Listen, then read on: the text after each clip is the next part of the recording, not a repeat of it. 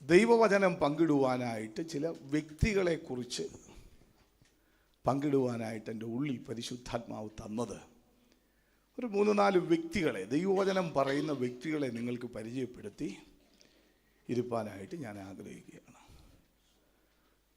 എന്നെ ഓവർസർ എന്നൊക്കെ പറഞ്ഞു. പക്ഷേ ഞാനിവിടെ വരുന്നതിന് മുമ്പ് ലോക്കൽ പാസ്റ്ററായിട്ട് വന്നിട്ടുണ്ട്. അതുകൊണ്ട് ഈ ഡെസിഗ്നേഷൻ്റെ പവറിനേക്കാൾ നമ്മുടെ സമൂഹത്തിലെ ഒരു ശുശ്രൂഷകനാണ് ഞാനെന്നറിയുന്നതിൽ എനിക്ക് ഒത്തിരി സന്തോഷമുണ്ട്. ഡെസിഗ്നേഷൻ ചിലപ്പോൾ അടുത്ത ദിവസങ്ങളിലോ അല്ലെങ്കിൽ അടുത്ത വർഷങ്ങളിലോ ഒക്കെ മാറ്റപ്പെടും. എന്നാലും ഞാൻ ഈ സമൂഹത്തിലെ ഒരു പാസ്റ്ററാണ്. Price the Lord. ഇവിടെ ഇരിക്കുന്ന വേറെ ആരെങ്കിലും ആയിരിക്കും ഓവർസർ. അന്ന് നമ്മൾ അദ്ദേഹത്തെ ബഹുമാനപ്പെട്ട ഓവർസർ എന്ന് വിളിക്കും. അദ്ദേഹവും മാറും. അപ്പം അന്നേരം കയറുന്ന ആളെ ബഹുമാനപ്പെട്ടെന്ന് പറയും.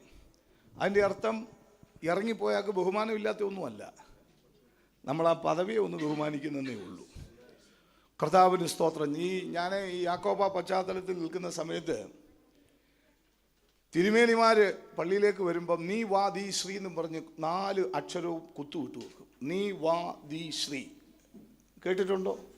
ഉണ്ട്. അതായത് നിവാന്യ വന്യ ദിവ്യ ശ്രീ. നിവാന്യ വന്യ ദിവ്യശ്രീ. നീ വാ ദീ ശ്രീ എല്ലാം കൂടെ എഴുതാൻ സ്ഥലമില്ലാത്തതുകൊണ്ട് നീ നിവാന്യ വന്യ ദിവ്യശ്രീ. മാർ അപ്രയും അല്ലെങ്കിൽ മാം റിപ്രേ, എപ്രയിലും ആകട്ടെ. ഒന്നിൽ മാർ അപ്രേ അല്ലെ മാർ ഇപ്രേ, എന്തേലും ആകട്ടെ. കർത്താവിന് പോകുന്നു. അതുകൊണ്ട് ആ വ്യക്തി അത്രയും വലിയ വ്യക്തിത്വമാണെന്ന് ആ സമൂഹം പറയുന്നതാ. പക്ഷെ തിരുമുൻപിൽ, ദൈവമുൻപിൽ അത്രയും വലിയ ദിവ്യശ്രീ ഒന്നുമല്ല. നാം എല്ലാം ക്രിസ്തുവിലൊന്നാണ്.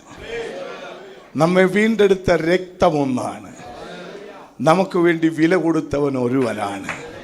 ഇവിടെ നിൽക്കുന്ന ഞാനും ഈ സന്ദേശം ശ്രദ്ധിക്കുന്ന നിങ്ങളും നാം എല്ലാം ക്രിസ്തുവിൻ്റെ രക്തത്തിൻ്റെ പങ്കാളികളാണ്. ദൈവത്തിന് സ്തോത്രം. അതിലല്ലാതെ നമുക്ക് പ്രശംസിപ്പാൻ ഒന്നുമില്ല. നമുക്ക് സമൂഹം തരുന്ന ഡെസിഗ്നേഷൻ അതൊരു ഉത്തരവാദിത്വം മാത്രമാണ്. എന്നാൽ നാം എല്ലാവരും ക്രിസ്തുവിലൊന്നാണ്. ദൈവത്തിന് സ്തോത്രം. ആ സന്തോഷത്തോടെ കർത്താവിനെ സ്തുതിച്ചാട്ടെ. അതുകൊണ്ട് ഒരാൾ ആ ഡെസിഗ്നേഷനിൽ കയറിയത് കൊണ്ടോ ഒരാൾക്ക് കയറാൻ കഴിയാത്തത് കൊണ്ടോ അവൻ കുറഞ്ഞവനെന്നോ കൂടിയവനെന്നല്ല. യേശുവിൻ്റെ രക്തത്താൽ വീണ്ടെടുക്കപ്പെട്ടവരാണ്. യേശുവിൻ്റെ രക്തത്താൽ വിടുവിക്കപ്പെട്ടവരാണ്. കർത്താവിൻ്റെ ആത്മാവിനാൽ മുദ്രയിടപ്പെട്ടവരാണ്. നാം ക്രിസ്തുവിലൊന്നാണ്.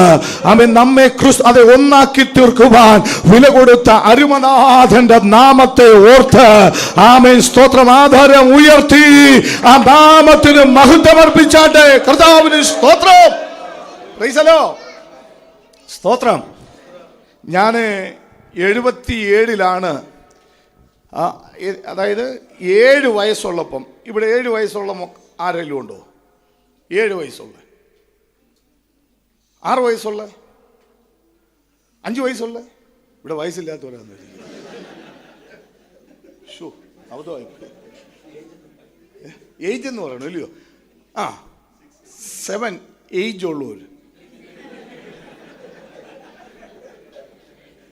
ഇനി ഇംഗ്ലീഷിൽ പറഞ്ഞാൽ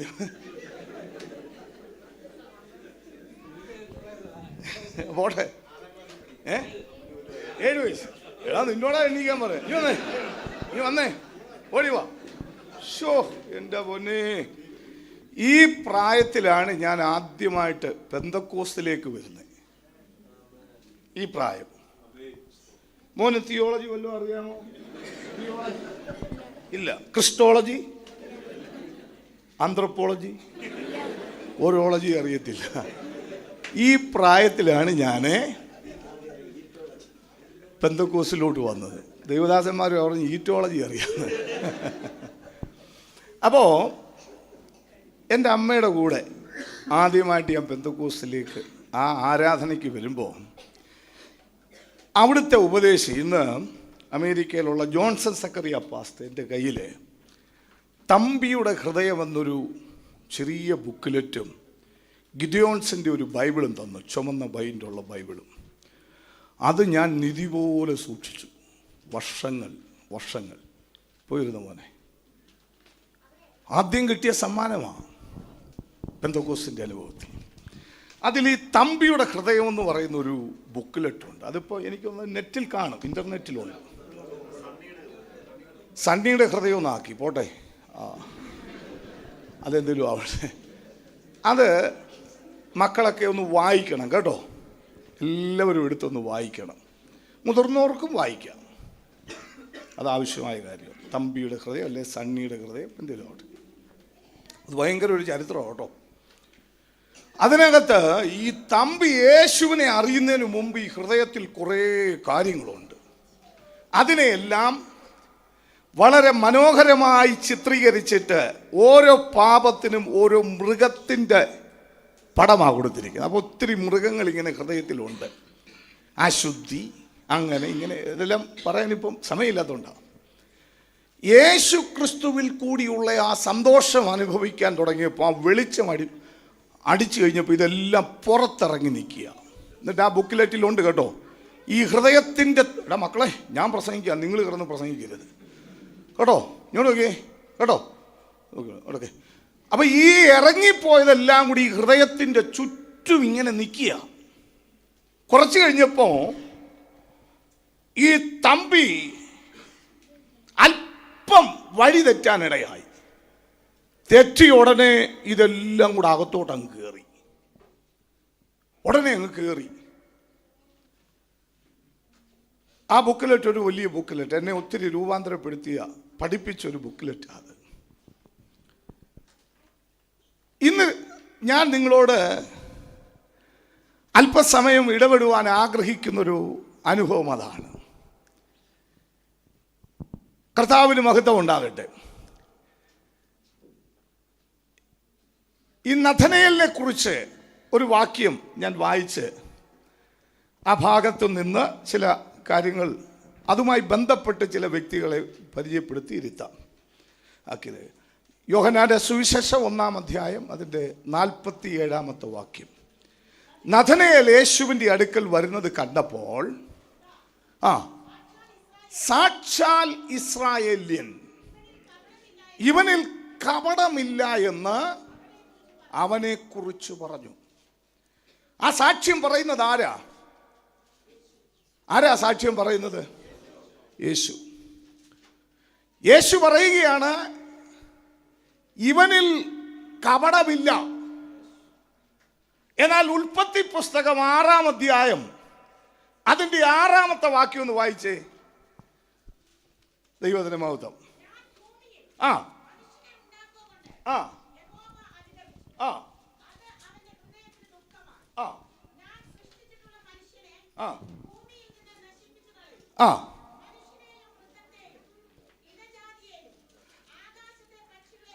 മതി. അപ്പം മനുഷ്യനെ ഉണ്ടാക്കുക നിമിത്തം ദൈവത്തിന് സങ്കടമായി കേട്ടോ. ദൈവത്തിന് മറ്റൊരു വേദഭാഗത്ത് പറയുന്നുണ്ട്, മനുഷ്യരുടെ ഹൃദയം ദൈവം ഒരുപോലെ മെനഞ്ഞിരിക്കുന്നു, എന്നാൽ ഓരോരുത്തരും സൂക്ഷ്മ സൂത്രങ്ങളെ എന്ത് ചെയ്യുന്നു? കണ്ടുപിടിക്കുന്നു. വാക്യം എടുത്ത് വായിക്കാൻ സമയത്തിൻ്റെ പരിമിതി കൊണ്ടാണ്. അപ്പം എല്ലാ മനുഷ്യൻ്റെ ഹൃദയം മക്കളെ ഒരുപോലെ നിർമ്മിച്ചിരിക്കുക. എൻ്റെ ഹൃദയത്തിൻ്റെ കൂട്ട് തന്നെയാണ് ദിങ്കട്ട് പാസ്റ്ററുടെ ഹൃദയവും ABT ജോസഫിൻ്റെ പാസ്റ്ററുടെ ഹൃദയവും. ഇവിടെ ഇരിക്കുന്ന എല്ലാവരുടെ ഹൃദയം ഒരുപോലെ നിർമ്മിച്ച്. പക്ഷേ ഇവിടെ ഇപ്പോൾ ഒരു 10 ഇത്രയും പേരിരിക്കുന്നു, എല്ലാവരുടെയും ഹൃദയം ഒരുപോലാണോ? ആണോ?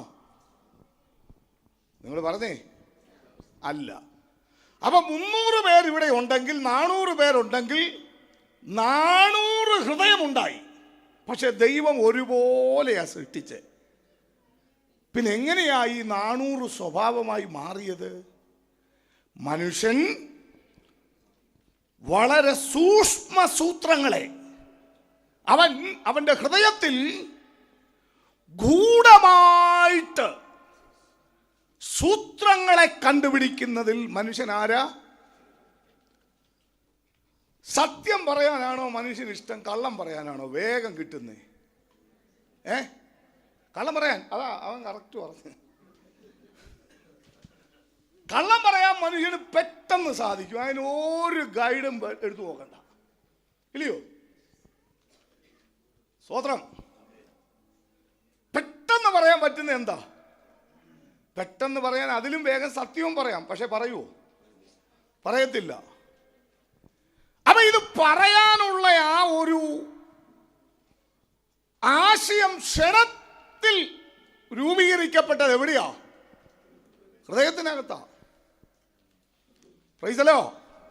സ്തോത്രം. മക്കളെ, എന്നെ കേൾക്കുന്ന വാത്സല്യ ദൈവമക്കളെ, നമ്മുടെ ജീവിതത്തിൽ കർത്താവ് നമ്മെ നോക്കുന്നത്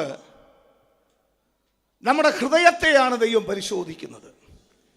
എബ്രായ ലേഖനം 4:12 ഇങ്ങനെയാണ് നമ്മൾ വായിക്കുന്നത്: ദൈവത്തിന്റെ വചനം ജീവനും ചൈതന്യമുള്ളതായി ഇരുവായ് തലയുള്ള ഏതു വാളിനേക്കാളും മൂർച്ചയേറിയതും അത് ആത്മാവിനെയും പ്രാണനെയും സന്ധി മജ്ജകളെയും വേർപെടുവിക്കും വരെ തുളച്ചു ചെല്ലുന്നതുമാകയാൽ അവന്റെ മുമ്പിൽ സകലവും നഗ്നവും മലർന്നതുമായി കിടക്കുന്നു. അവനുമായിട്ടാകുന്നു നമുക്ക് കാര്യം. ആരുമായിട്ടാ മക്കളെ കാര്യം? ആരുമായിട്ടാ കാര്യം? ആരുമായിട്ടാ കാര്യം? ദൈവത്തിന്റെ വചനം ദൈവവുമായിട്ടാ കാര്യം. കർത്താവിൻ്റെ വചനത്തിൻ്റെ മുമ്പിൽ എല്ലാം ഓപ്പണാണ്, അവിടെ ഒന്നും മറവല്ല. സ്തോത്രം. മനുഷ്യരുടെ മുൻപിൽ നമുക്ക് മറവായി കാണിക്കാൻ സാധിക്കും, പക്ഷേ സർവശക്തന്റെ മുമ്പിൽ മറയ്ക്കാൻ കഴിയത്തില്ല. ദാനിയേൽ പ്രവാചകന്റെ പുസ്തകം പറയുന്നത് ശ്രദ്ധിക്കണേ, എന്താണെന്നറിയാമോ? അവൻ ഇരുട്ടിലുള്ളത് എന്ത് ചെയ്യുന്നു? അറിയുന്നു.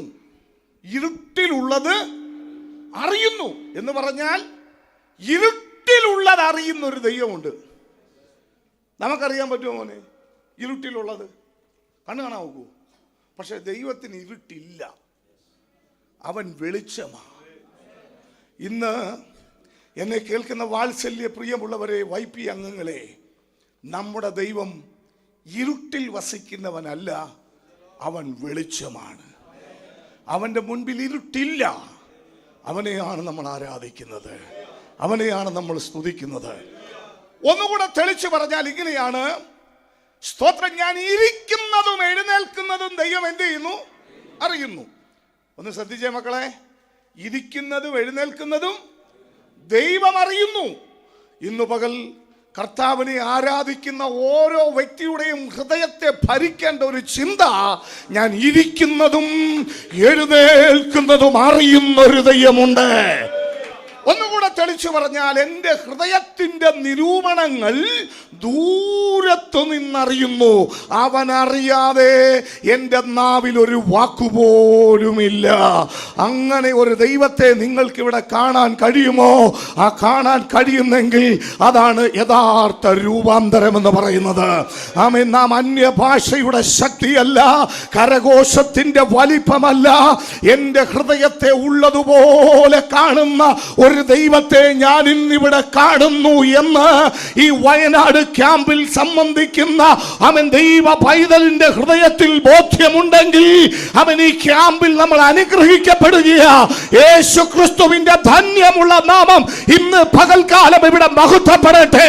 ഇവിടുത്തെ ഓവർസിയർ അല്ല നമ്മൾ കാണേണ്ടത്, ഇവിടുത്തെ സെൻട്രൽ പാസ്റ്റർമാരെ അല്ല നമ്മൾ കാണേണ്ടത്, വന്നുകൂടിയ സമൂഹത്തെ അല്ല നമ്മൾ കാണേണ്ടത്. എന്റെ ഹൃദയത്തിന്റെ നിരൂപണങ്ങൾ പോലും ദൂരത്തു നിന്നറിയുന്ന ഒരു ദൈവമുണ്ട്.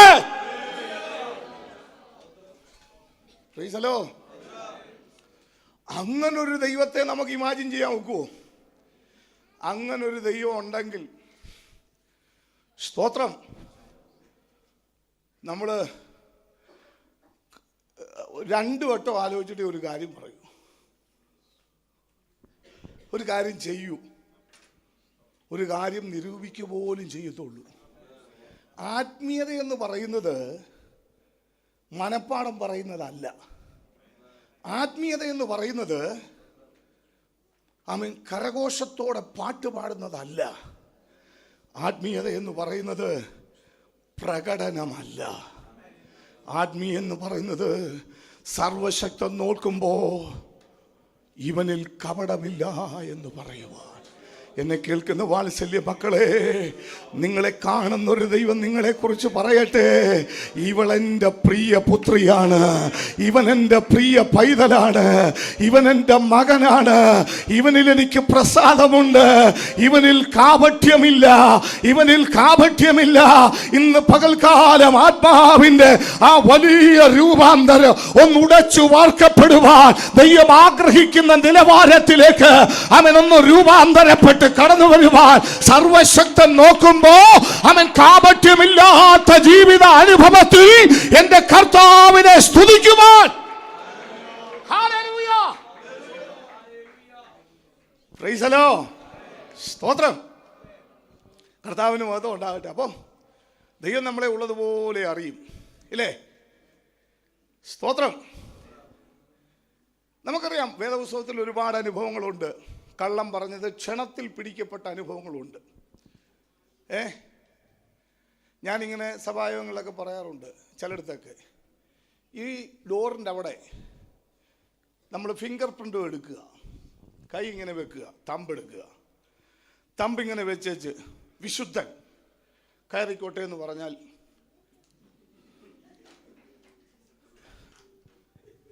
ക്യാമ്പിൽ ആൾ കാണുമോന്ന് അങ്ങനെ ഒരു ഫിംഗർ പ്രിന്റ് ഇല്ലാത്തത് ഓർത്ത്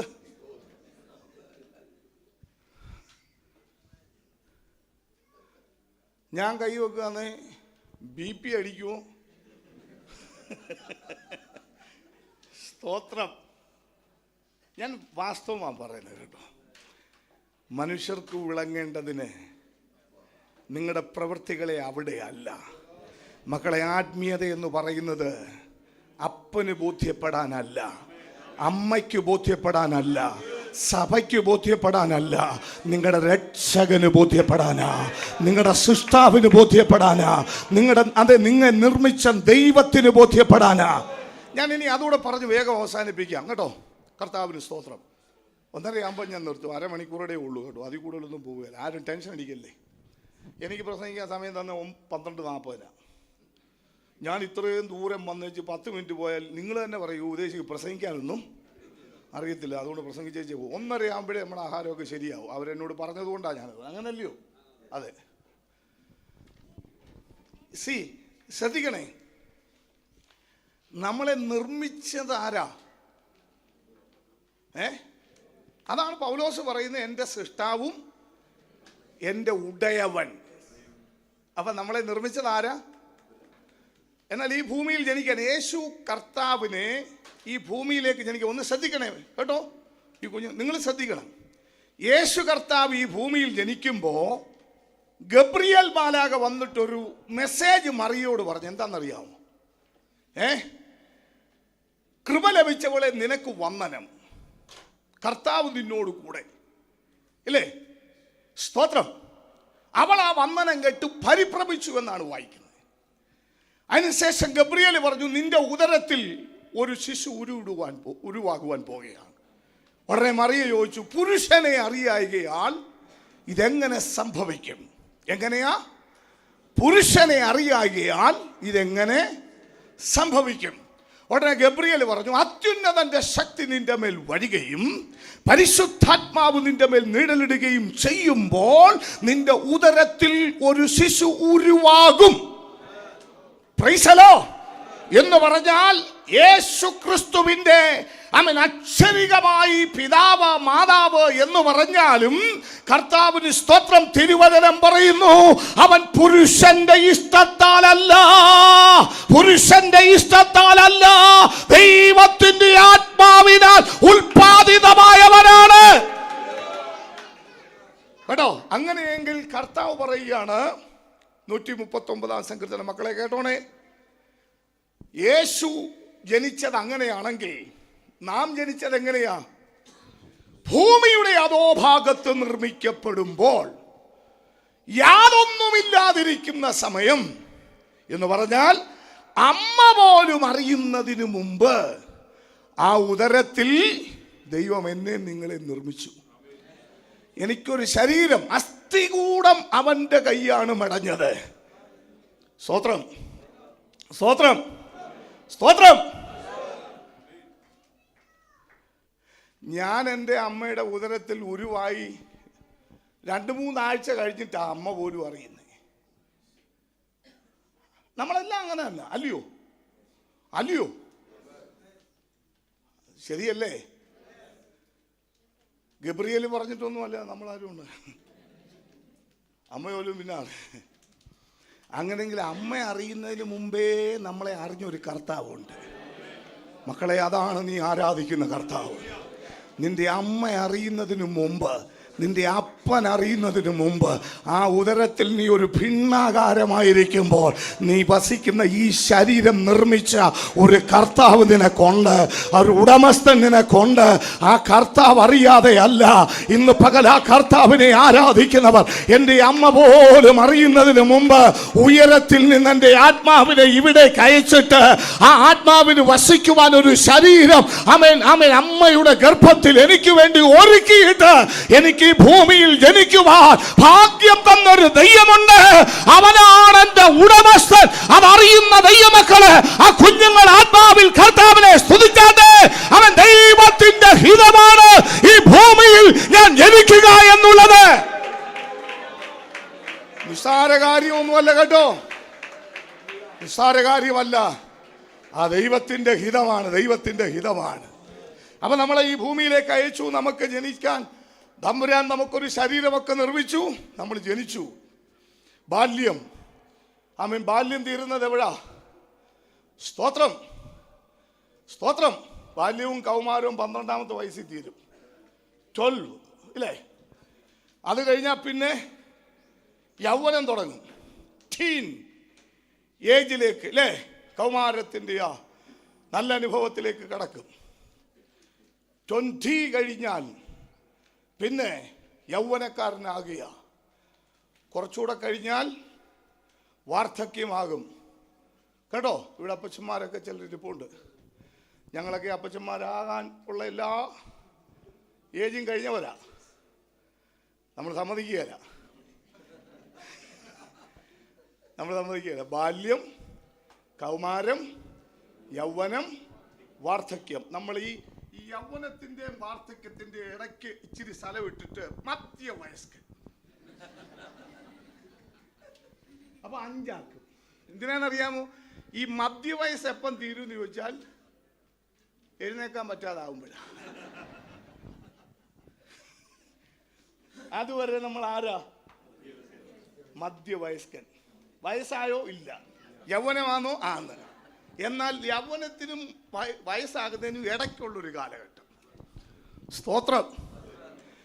എത്ര ആർട്ടിഫിഷ്യൽ പരിപാടി ചെയ്താലും അത് വേഗം തീരും. നമ്മൾ പറന്നു പോകും, നമ്മൾ പറന്നു പോകും. അപ്പം മക്കളെ, നിങ്ങളുടെ ജീവിതത്തിൽ ലഭിച്ചിരിക്കുന്നത് തുടക്കമാണ് കേട്ടോ. നിങ്ങളുടെ ജീവിതത്തിന്റെ തുടക്കം. ആമേൻ. ഈ തുടക്കത്തിൽ കർത്താവിനെ അറിയാം. ഞാൻ അതാ ഈ മോനെ വിളിച്ച് അത് എഴുന്നേൽപ്പിച്ചത്. 7ാമത്തെ വയസ്സിൽ തമ്പുരാന്റെ അടുക്കൽ വരാൻ ഭാഗ്യം കിട്ടിയെങ്കിൽ നിങ്ങൾ ഏറ്റവും ശ്രേഷ്ഠമാണ്. നിങ്ങളുടെ ജീവിതം ധന്യമാണ്. നിങ്ങളുടെ ജീവിതം കൊണ്ട് കർത്താവിനെ പ്രസാദിപ്പിക്കണം. അവന് പ്രയോജനമുള്ളവരായി ജീവിപ്പാൻ ഇന്ന് പകൽ സമർപ്പിക്കപ്പെട്ടാൽ അവൻ ദൈവം നിങ്ങളെ ഉപയോഗിക്കുന്നത് എങ്ങനെയാണെന്ന് അവൻ കർത്താവ് നിങ്ങളെ കാണിച്ചു തരും. ഹല്ലേലൂയ. സന്തോഷത്തോടെ കർത്താവിനെ സ്തുതി. ഈ ജീവിതത്തിന്റെ തുടക്കത്തിൽ തന്നെ കർത്താവിനെ ആരാധിപ്പാൻ ഭാഗ്യം ലഭിച്ച എന്റെ വാത്സല്യ കുഞ്ഞുങ്ങളെ, ആത്മാവിന്റെ ശക്തിയോടെ ആ കർത്താവിനെ സ്തുതിച്ചാരാധിക്കട്ടെ. ആമേൻ. 80 വയസ്സായ അമ്മച്ചിയെ ഞാൻ സ്നാനപ്പെടുത്തിയിട്ടുണ്ട്. അല്പം കഴിഞ്ഞപ്പോൾ മരിച്ചുപോയി. മരിക്കുന്നതിന് മുമ്പ് സ്നാനപ്പെട്ടു. ഭാഗ്യമാണ്. കർത്താവിന് വേണ്ടി വല്ലതും ചെയ്യാൻ പറ്റുമോ? മര്യാദക്കൊരു ഗ്ലോറി പോലും പറയാൻ അമ്മച്ചിക്ക് പറ്റിയില്ല. പല്ലും പൊഴിഞ്ഞ് ആരോഗ്യം പോയിട്ട് ഗ്ലോറി എന്ന് പറഞ്ഞാൽ ചില ഈ സ്തോത്രം പറഞ്ഞിട്ട് ശ്രോത്രം ശ്രോത്രം ശ്രോത്രം എന്ന് പറയും. നാക്ക് പോലും ആരോഗ്യമായിട്ട് വളയ്ക്കാൻ പറ്റത്തില്ല. ഒരു 90 വയസ്സായ അമ്മച്ചി ശ്രോത്രം എന്നല്ലയോ പറയുന്നേ. ഞാൻ അവരെ കുറ്റപ്പെടുത്തുകയല്ല. ആ പ്രായത്തിൽ വന്ന് കർത്താവിനെ അറിഞ്ഞവര് അങ്ങനെ ഇരുന്ന് സ്തോത്രം പറയുന്നതിനേക്കാൾ നല്ല വെടിച്ചില്ല് പോലെ സ്തോത്രം എന്ന് പറയാൻ ഭാഗ്യം നിങ്ങൾക്ക് ലഭിച്ചിട്ടുണ്ടെങ്കിൽ സൂത്രം പറഞ്ഞിരിക്കരുത്. എങ്ങനെ ഇരിക്കരുത്? സൂത്രം പറഞ്ഞിരിക്കരുത്. സ്തോത്രം തന്നെ പറയണം. കാരണം ദൈവം നിങ്ങൾക്ക് ആ ഭാഗ്യം തന്നതാ, അറിയാനുള്ള ഭാഗ്യം തന്നതാ. നിങ്ങളുടെ മാതാപിതാക്കളെക്കാൾ കർത്താവിനെ അറിയാനുള്ള ആ ഭാഗ്യം നിങ്ങൾക്ക് ലഭിച്ചെങ്കിൽ അത് ശ്രേഷ്ഠമായി കരുതിയിട്ട് കർത്താവിന് വേണ്ടി എഴുന്നേറ്റ് ശോഭിക്കുവാൻ, എന്റെ ദൈവത്തിന് വേണ്ടി എഴുന്നേറ്റ് ശോഭിക്കുവാൻ, ഇന്ന് പകൽ സമർപ്പിക്കപ്പെടുവാൻ വാത്സല്യ കുഞ്ഞുങ്ങളെ നിങ്ങൾ തയ്യാറാകുമെങ്കിൽ അവന്റെ ആത്മാവിനാൽ നിങ്ങളെ ശക്തീകരിച്ച് ഭൂമിയെ കീഴ്മേൽ മറിയുന്നവരാക്കി, ഭൂമിയെ കീഴ്മേൽ മറിക്കുന്നവരാക്കി ആത്മാവ് നിങ്ങളെ ശക്തീകരിക്കുമെന്ന് വിശ്വസിക്കുന്ന ആ കുഞ്ഞുങ്ങൾ ആധാരം തുറന്ന്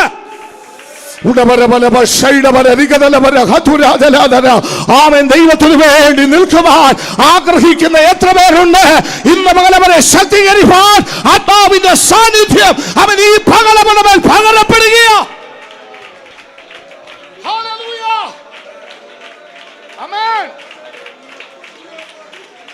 സ്തോത്രം.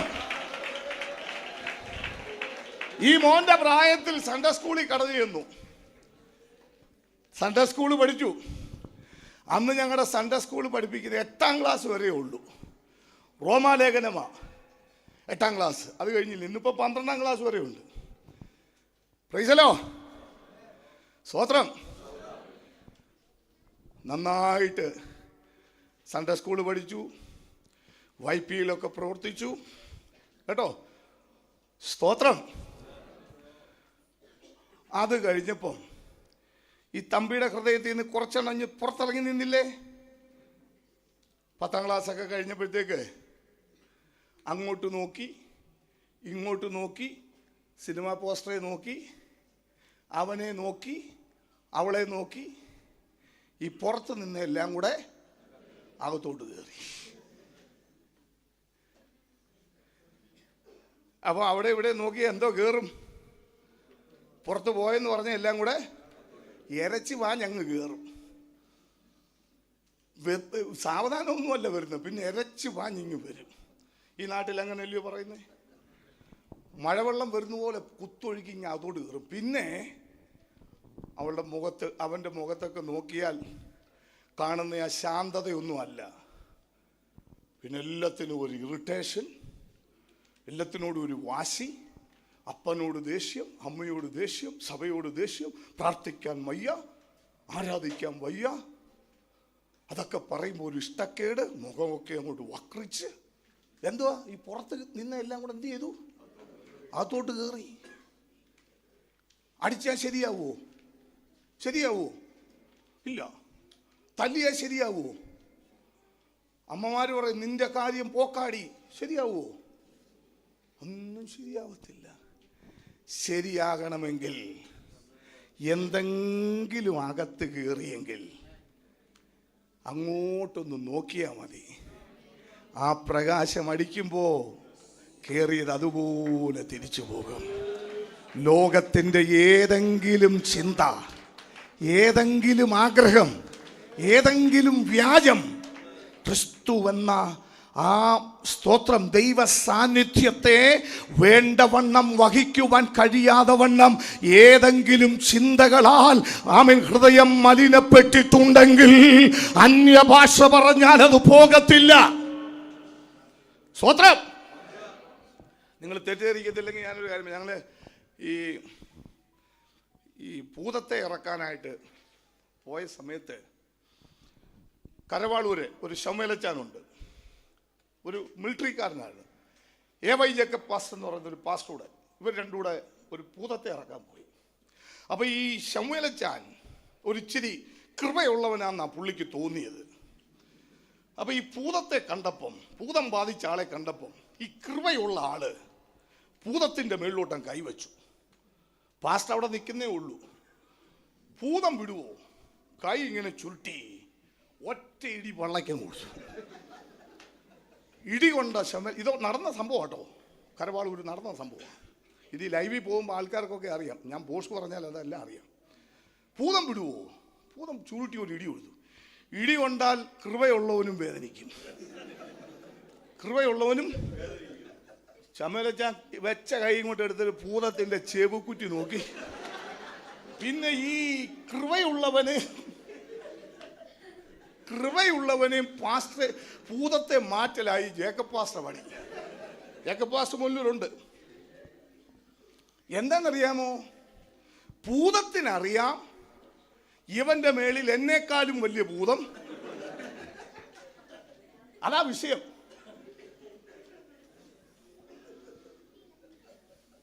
അപ്പൊ അന്യഭാഷ പറഞ്ഞാൽ പോവോ? നിങ്ങൾ ഞാൻ ചിരിപ്പിക്കാൻ പറഞ്ഞല്ല, പോവോ? ഗ്ലോറി പറഞ്ഞാൽ പോവോ? ഏറ്റു പറഞ്ഞാൽ പോവും.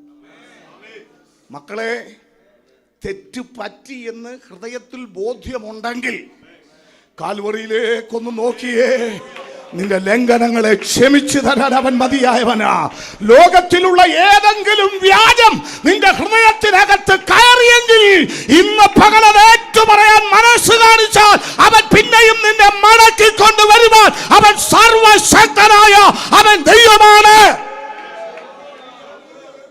ആ പാപത്തിൽ നീ രസിക്കരുത്, ആ പാപത്തിൽ നീ വഷളായി പോകരുത്. മടങ്ങി വരാൻ പ്രയാസമായി പോകും.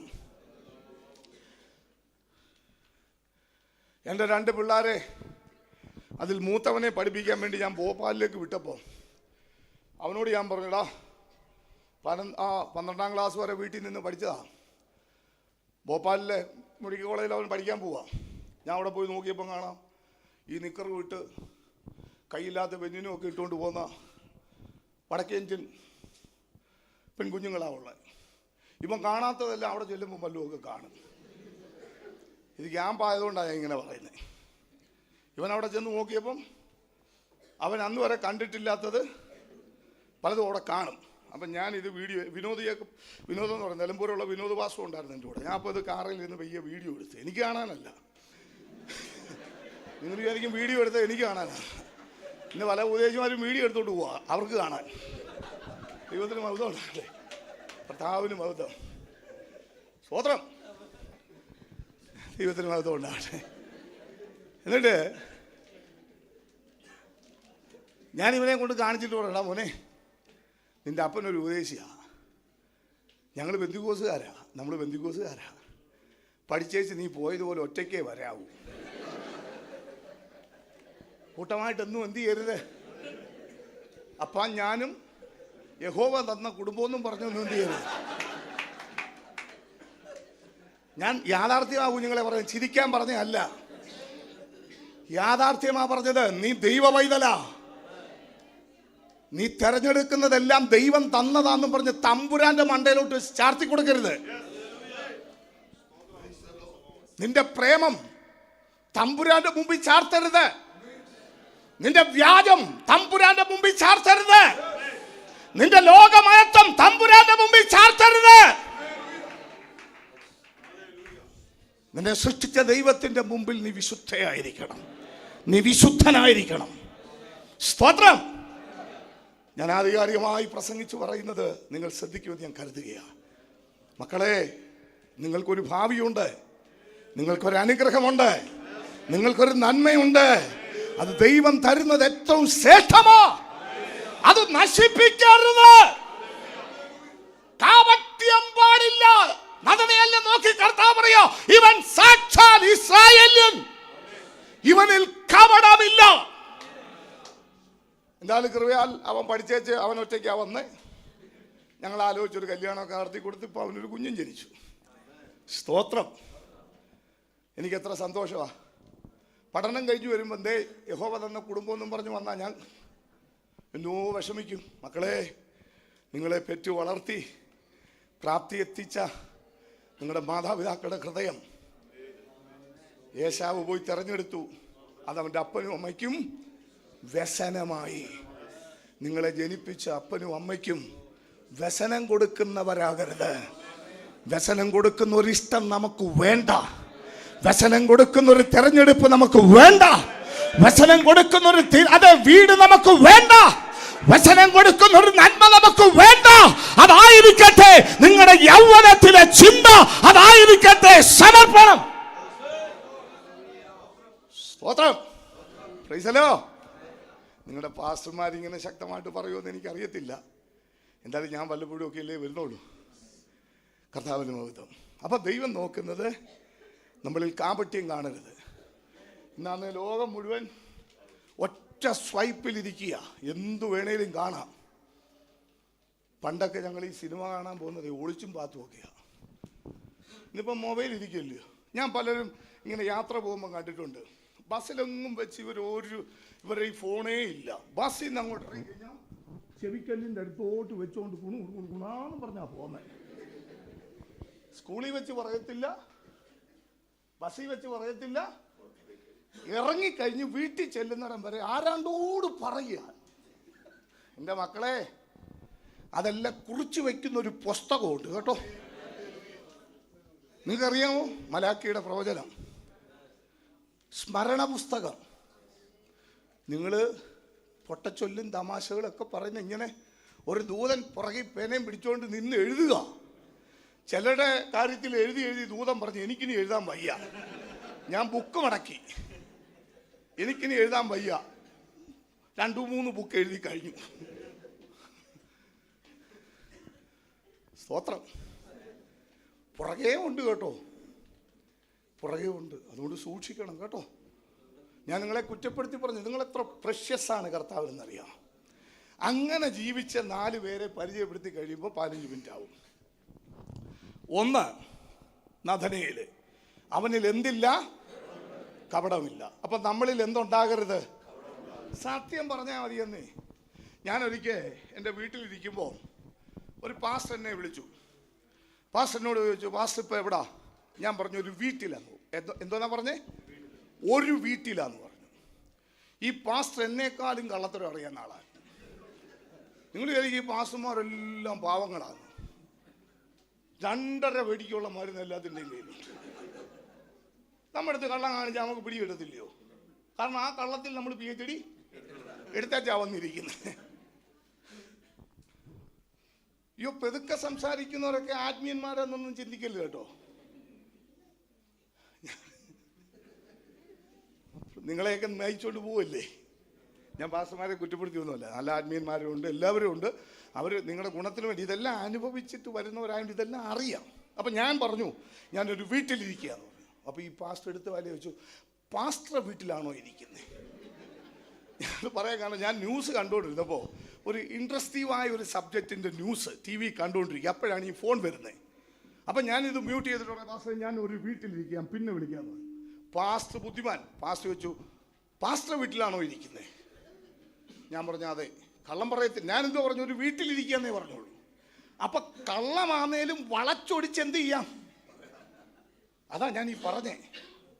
വളച്ചൊടിച്ച് സത്യമാണേലും വളച്ചൊടിച്ച് കള്ളമാണെന്ന് പറഞ്ഞാൽ ഒരു വീട്ടിലല്ലേ ഇരുന്നേ. മക്കളെ, അതെല്ലാം പിടിക്കപ്പെടുന്ന ഒരു ദിവസമുണ്ട് കേട്ടോ. എൻ്റെ പ്രിയ ദൈവദാസന്മാരെ, ദൈവമക്കളെ, നമ്മൾ വിചാരിക്കുന്ന പോലൊന്നുമല്ല കർത്താവ് ഇതെല്ലാം കണ്ടുകൊണ്ടിരിക്കുക. ഹല്ലേലൂയ, സ്തോത്രം. ദൈവത്തെ ഒന്ന് സ്തുതിച്ചാട്ടെ. ആമേൻ, സ്തോത്രം. അപ്പൊ കാപട്യം പാടില്ല. ഒന്ന്, ജീവിതത്തിൽ ഒന്നാമത്തെ തീരുമാനം, എന്ത് സംഭവിച്ചാലും കപടം പറയുക, കാണിക്കുകയില്ല. ഈ ക്യാമ്പിൽ ഒരു തീരുമാനം ഉണ്ടാകട്ടെ. നഷ്ടം വന്നാലും കഷ്ടം വന്നാലും ദോഷം വന്നാലും കപടം കാണിക്കത്തില്ല. എന്നാൽ നീ അനുഗ്രഹിക്കപ്പെടും. നിന്റെ ഭാവി അവൻ തിരുത്തി എഴുതും. സ്തോത്രം. എൻ്റെ കർത്താവ് ഒരുക്കുന്നത് നിന്റെ കണ്ണാലെ കാണും. യേശു ക്രിസ്തുവിൻ്റെ നാമത്തിൽ അത്ഭുതം നിന്റെ കണ്ണിൽ കാണട്ടെ. ദൈവത്തിന് സ്തോത്രം. Price the Lord. അപ്പോസ്തല പ്രവൃത്തിയിൽ ഒരു വാക്യമുണ്ട്. ആക്ട്സ്, അത് 11-ാം അധ്യായം അതിൻ്റെ 22 മുതലുള്ള വാക്യം വേഗം ഒന്ന് വായിച്ചാട്ടെ. ആ ആ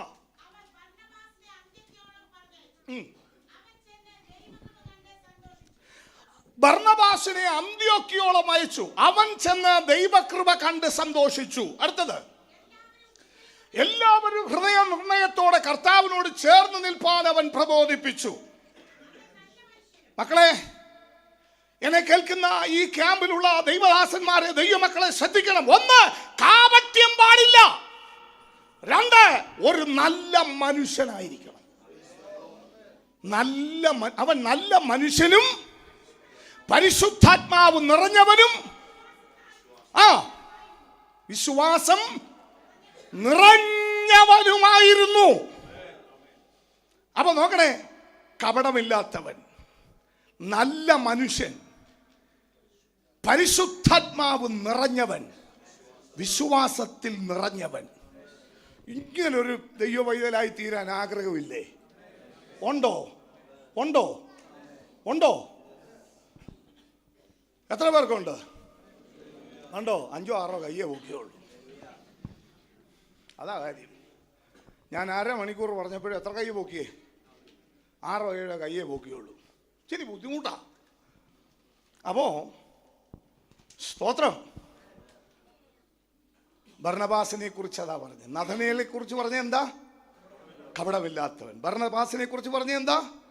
നല്ല മനുഷ്യൻ, നല്ല മനുഷ്യൻ. അപ്പൊ അങ്ങനെ ഒരു സാക്ഷിയൊക്കെ പറഞ്ഞു. ചില ഈ മരിച്ചു കിടക്കുമ്പോൾ ഉപദേശിമാർ കള്ളം പറഞ്ഞു ഉപ്പാട് വരും. തോന്നിയതുപോലൊക്കെ ജീവിച്ച് ചത്തു പോകുമ്പം ഉപദേശി മൈക്കും പിടിച്ചുകൊണ്ട് പറയും നല്ല മനുഷ്യനായിരുന്നു. ചുമ്മാതാ, കള്ളത്രവാ. കേൾക്കുന്നു മൈക്കിൽ കൂടെ പറയും അയ്യോ. പണ്ടൊരു അച്ചായൻ ചത്തു കിടന്നപ്പം ഉപദേശി പ്രസംഗിക്കുക. അപ്പൊ അമ്മാമ്മ അടുത്തിരുന്നു മക്കളോട് ചോദിച്ചു, നമ്മുടെ അപ്പച്ചനെ കുറിച്ച് തന്നെയാണോ ഈ പറയുന്നേ? നമ്മുടെ അപ്പച്ചനെ കുറിച്ച് തന്നെയാണോ ഈ ഉപദേശി? ദൈവത്തിന് മഹത്വം. അവൻ നല്ല മനുഷ്യൻ, വിശ്വാസത്തിൽ നിറഞ്ഞവൻ, പരിശുദ്ധാത്മാവിൽ നിറഞ്ഞവൻ, സാക്ഷ്യമുള്ളവൻ. ഓ, നമുക്ക് ലോട്ടറി അടിച്ചവനെന്നോ ഒത്തിരി സ്വത്തുണ്ടെന്നോ ഒന്നും പറയണ്ട. ഈ സാക്ഷ്യം ദൈവം നമ്മളെ കുറിച്ച് പറയട്ടെ കേട്ടോ. കർത്താവിന് മഹത്വം ഉണ്ടാകട്ടെ. അപ്പോൾ രണ്ടാമത്തെ വ്യക്തിത്വമാണ്. ദൈവത്തിന് സ്തോത്രം. നോക്കണേ, കർത്താവിന് മഹത്വം ഉണ്ടാകട്ടെ. ദാനിയേലിനെ കുറിച്ച് പറയും. ദാനിയേലിന്റെ പുസ്തകത്തിൽ 1:8 നമുക്കറിയാം, ദാനിയേൽ, ശദ്രക്ക്, മേശക്ക്, അബേദ്നെഗോ എന്ന എബ്രായ ബാലന്മാരെടുത്തൊരു തീരുമാനം. അവരെടുത്ത തീരുമാനം എന്താ? ഞങ്ങൾ രാജാവിൻ്റെ ഭോജനം കൊണ്ടും അവൻ കുടിക്കുന്ന വീഞ്ഞുകൊണ്ടും തന്നെത്താൻ അശുദ്ധമാക്കുകയില്ല. ഒരു തീരുമാനം. നോക്കിയേ, എത്ര ശ്രേഷ്ഠമേറിയതാണെങ്കിലും ദൈവത്തിന് പ്രസാദമില്ലാത്തത് ഞാൻ ചെയ്യുകയില്ല. ഇത് തീരുമാനിക്കാൻ നമുക്ക് കഴിയുമല്ലോ. ലോകത്തിൽ എത്ര വലിയ കാര്യമാണെങ്കിലും എനിക്കത് വേണ്ട എന്ന് വയ്ക്കാൻ സാധിക്കുമല്ലോ. സന്തോഷത്തോടെ കർത്താവിനെ സ്തുതിച്ചാട്ടെ. അങ്ങനെ ഒരു തലമുറയാണ് ദൈവത്തിന് ആവശ്യം. അവൻ ഭൂമി മുഴുവൻ വഷളാകുമ്പോ ദൈവത്തോട് ഉടക്കുന്ന, അവൻ കൂടെ നടക്കുന്ന നോഹയാണ് ദൈവത്തിന് ആവശ്യം. ഇന്ന് പകൽ എന്നെ കേൾക്കുന്ന ദൈവത്തിന്റെ പൈതലേ, ഭൂമി മുഴുവൻ വഷളാകട്ടെ, നീ ദൈവത്തോട് കൂടെ നടക്കാൻ താല്പര്യപ്പെട്ടാൽ അവൻ നിന്നെയാണ് ആവശ്യപ്പെടുന്നത്. അവൻ നിന്നെയാണ് ആവശ്യം. സ്തോത്രം. നമുക്കറിയാം, കർത്താവിന് മഹത്വം ഉണ്ടാകട്ടെ. യിരെമ്യാ പ്രവാചകന്റെ പുസ്തകത്തിൽ 35-ാം അധ്യായം 5-6 വാക്യങ്ങളിൽ രേഖാഭ്യ കുടുംബം എന്ന് പറയുന്നൊരു കുടുംബമുണ്ട്. അവർ പ്രവാസത്തിൽ പോയ കുടുംബമാണ്.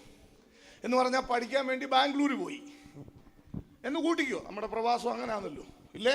മധ്യപ്രദേശിൽ പോയി, ഇല്ലെങ്കിൽ ഛത്തീസ്ഗഡിൽ പോയി പഠിക്കാൻ വേണ്ടി പോയതാ. അവിടെ ആരെങ്കിലും ഉണ്ടോ സ്വന്തക്കാര്? ആരുമില്ല. അങ്ങനെ ഈ ബാബേൽ പ്രവാസത്തിൽ വന്ന രേഖാഭ്യ കുടുംബത്തോട് ഒരു പുരോഹിതൻ പറഞ്ഞു, ഒരു കുടം നിറച്ചു വീഞ്ഞെടുത്ത് വെച്ചിട്ട് പറഞ്ഞു, വീഞ്ഞു കുടിക്കാൻ പറഞ്ഞു. അവിടെ ആരും കാണുന്നില്ലല്ലോ. ഇവര് പറഞ്ഞ എന്താണെന്നറിയാമോ? ഞങ്ങളുടെ പിതാക്കന്മാര് പറഞ്ഞിട്ടുണ്ട് വീഞ്ഞും മദ്യവും. ആര് പറഞ്ഞിട്ടുണ്ട്? അപ്പനമ്മമാരും ദൈവദാസന്മാരും പറയുന്ന ഉപദേശത്തിൻ്റെ വരമ്പുകളെ മുറിക്കാൻ ആഗ്രഹിക്കരുത്. എന്തെല്ലാം ലാഭം കിട്ടിയാലും എന്തെല്ലാം നഷ്ടം വന്നാലും അവൻ ഉപദേശത്തിൻ്റെ അതിർവരമ്പുകളെ മുറിക്കരുത്. ഉപദേശത്തിൽ നിന്ന് നോക്കിയേ തമ്പുരാൻ നിന്നെ മാനിപ്പാൻ ഇടയായിത്തീരും.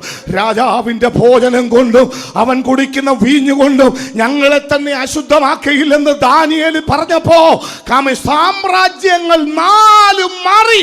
അവൻ 6-ാം അധ്യായത്തിന്റെ അവസാനം ഇങ്ങനെയാ വായിക്കുന്നത്, കർത്താവിന് മഹത്വം ഉണ്ടാകട്ടെ, സാമ്രാജ്യങ്ങൾ 4 മാറിയിട്ടും ദാര്യാവേശിന്റെ കാലത്തും ദാനിയേൽ ശുഭപ്പെട്ടിരുന്നു. എന്നോട് ചേർന്ന് കർത്താവിനെ മഹത്വപ്പെടുത്തുവാൻ കഴിവുള്ളവർ ദൈവത്തെ സ്തുതിച്ചാട്ടെ. രാജാക്കന്മാർ മാറും, ഭരണങ്ങൾ മാറും, എന്നാൽ ദൈവത്തിന്റെ കൃപയിൽ നിൽക്കുന്നവൻ അവൻ ശുഭപ്പെട്ടിരിക്കുമെങ്കിൽ ഇന്ന് പകലാത്മാവിൽ ആരാധിക്കുന്ന ദൈവത്തിന്റെ പൈതലെ ഒരു സമർപ്പണത്തിലേക്ക്, ഒരു തീരുമാനത്തിലേക്ക്, എന്ത് ലാഭമായാലും എന്ത് നഷ്ടമായാലും ദൈവത്തിന്റെ കൃപ വിട്ട് ഞാൻ നീങ്ങിപ്പോവുകയില്ല. ഹല്ലേലൂയ. ഒരു തീരുമാനമെടുത്ത് നോക്കിയേ, സാമ്രാജ്യങ്ങൾ മാറും, പക്ഷെ അതെ ദാനിയേൽ ശുഭപ്പെട്ടിരിക്കും. സ്തോത്രം. ഞാനിത് ചെയ്ത് പാപം ചെയ്യത്തില്ല ദൈവത്തോടെന്ന് തീരുമാനമെടുത്ത യോസഫ് ഫറവോൻ മാറിയാലും ശുഭപ്പെട്ടിരിക്കും. വിശ്വാസത്തോടെ കർത്താവിനെ സ്തുതിക്കേ. നിന്റെ ഭാവി നിശ്ചയിക്കുന്നത് നിന്റെ പിതാവല്ല, നിന്റെ ഭാവി നിശ്ചയിക്കുന്നത് മാതാവല്ല, നിന്റെ ഭാവി നിശ്ചയിക്കുന്നത് സമ്പത്തല്ല, നിന്റെ ഭാവി നിശ്ചയിക്കുന്നത് സർവശക്തനായ ദൈവമാ. ഒരു സമർപ്പണത്തോടെ ആത്മാവിന്റെ ആ കൃപ അനുഭവിച്ച് അല്പനേരം കർത്താവിനെ സ്തുതിച്ചാട്ടെ. അവൻ ഇന്ന് പകൽ ദൈവ സാന്നിധ്യം ഇതിനകത്ത് വെളിപ്പെട്ടു വരിക, ദൈവത്തിന്റെ കൃപ വ്യാപരിക്കുക. യേശുവിന്റെ നാമത്തില് ആ സമർപ്പണത്തിലേക്ക്, ആ തീരുമാനത്തിലേക്ക്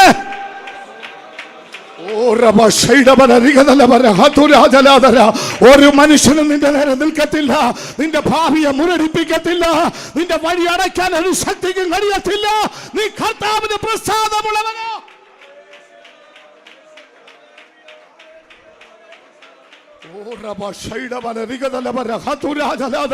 ആത്മാവിന്റെ വലിയ വിടുതലിനകത്ത് വ്യാപരിക്കട്ടെ. ഒരു പുതിയ സമർപ്പണത്തോടെ ഈ വയനാട് ക്യാമ്പ് കഴിഞ്ഞ് പോകുമ്പോ ആ തീരുമാനത്തോടെ പോകാൻ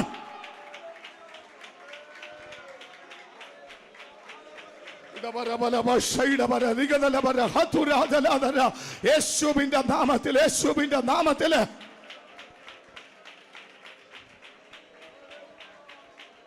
സ്തോത്രം. ഗബ്രിയേൽ മാലാഖ സക്കറിയാവിനോട് ദൂത് പറഞ്ഞു, നിനക്കൊരു മകൻ ജനിക്കും, അവന് യോഹന്നാൻ എന്ന് പേരിടണം. അവൻ ജനത്തെ ദൈവത്തിങ്കലേക്ക് മടക്കിക്കൊണ്ടുവരും. സ്തോത്രം.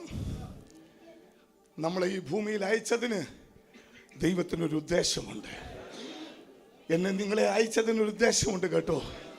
എന്തെങ്കിലും ജോലി ചെയ്ത് വിവാഹം കഴിച്ച് കുടുംബമായി പാർത്ത് വാർദ്ധക്യദശയിൽ ലോകത്തോട് വിട പറയാനല്ല, എൻ്റെ കർത്താവിന് വേണ്ടി ചിലരെ വേർതിരിക്കുവാൻ, സുവിശേഷ വേലയ്ക്ക് വേണ്ടി വേർതിരിക്കുവാൻ, അവൻ ആത്മാവിൽ നിയോഗം പ്രാപിപ്പാൻ ഇന്ന് പകൽ പലരെയും പരിശുദ്ധാത്മാവ് കാണുകയാ. കർത്താവിന്റെ വേലയ്ക്കുള്ള നിയോഗം എൻ്റെ ദൈവത്തിന്റെ ആത്മാവ് നിന്റെ ഹൃദയത്തിൽ നൽകുന്നെങ്കിൽ, ഇപ്പോൾ സമർപ്പിക്കപ്പെടുവാൻ ആഗ്രഹിക്കുന്നെങ്കിൽ അതിനായിട്ടുള്ള ദൈവ കൃപ അവൻ നിന്റെ മേൽ പകരുവാൻ പോകുക. യേശുവിന്റെ നാമത്തില് അവൻ കർത്താവിന്റെ വേലയെ കുറിച്ച് ആ താല്പര്യത്തോടെ എൻ്റെ ഈ സൃഷ്ടായുസ്സിൽ എൻ്റെ തമ്പുരാന് വേണ്ടി ഉണർന്നു ശോഭിക്കുവാൻ, സുവിശേഷത്തിന്റെ അവൻ വക്താവായി തീരുവാൻ.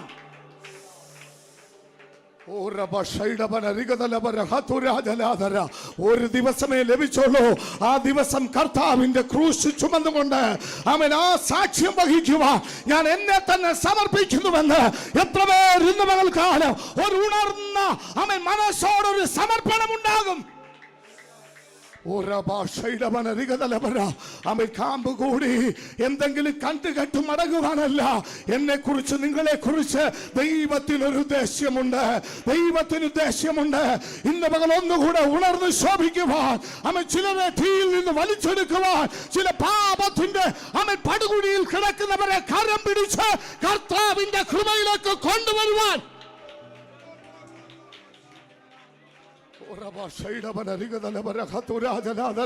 യേശുവിന്റെ നാമത്തില് ഒന്നുകൂടെ അധികമായി ശോഭിക്കുവാൻ എനിക്ക് ആഗ്രഹമുണ്ട്. ആമേൻ. കർത്താവേ, എന്റെ ജീവിതം ഞാൻ സുവിശേഷത്തിനായി സമർപ്പിക്കുന്നു എന്ന് ഹൃദയം കൊണ്ട് തീരുമാനിക്കുന്ന ദൈവത്തിന്റെ ദാസന്മാരെ, വാത്സല്യ മക്കളെ,